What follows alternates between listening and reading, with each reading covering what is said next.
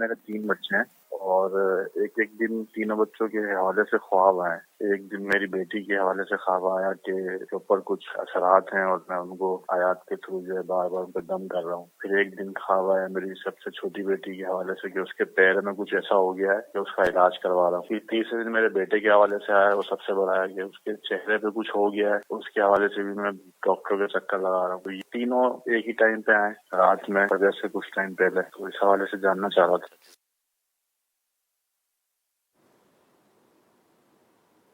اگلے کہہ رہے 3 بچے ہیں ان کے اور تینوں کے بارے میں انہوں نے خواب دیکھا ہے. بچی ہے اس کے بارے میں دیکھا ہے کہ اس پر اثرات ہیں اور یہ اس کو دم وغیرہ کر رہے ہیں.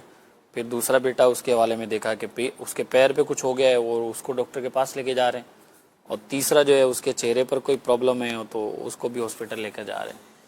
اللہ پاک آسانی والا معاملہ فرمائے. سب سے پہلے تو یہ ذہن میں رکھیں کہ بعض اوقات شیطان بھی مسلمان کو پریشان کرتا ہے. وہ اس طرح کے خواب دکھاتا ہے, اس کا عمل ہوتا ہے اور اس کا مقصد جو ہے وہ پریشان کرنا ہوتا ہے. یہ ضروری نہیں کہ خواب دیکھا ہے تو بچے پر کوئی سایہ ہے یا کوئی جنات کا مسئلہ ہے یا کوئی روحانی مسئلہ ہے. یہ کوئی لازم یا ضروری نہیں ہوتا.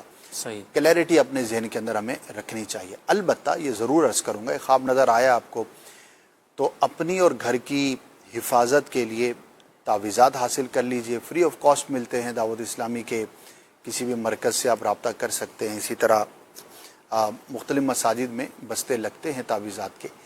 اور دوسرا, گھر کی حفاظت کے لیے بھی تعویذ حاصل کر کے لٹکانے کا ایک تعویذ ہوتا ہے, وہ آپ استعمال کیجئے. تیسرا, اپنی روٹین کے اندر اپنی اور گھر والوں کی, بچوں کی حفاظت کے جو وظائف ہیں وہ ضرور شامل رکھیے.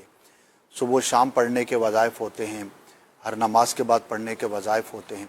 تو انشاءاللہ اس سے بچوں کی بھی حفاظت رہے گی, گھر کی بھی حفاظت رہے گی اور آپ ذہنی طور پر مطمئن رہیں گے. صدقہ ضرور کیجئے. اللہ پاک آپ کو, آپ کے بچوں کو, سب کو شاد و آباد رکھے.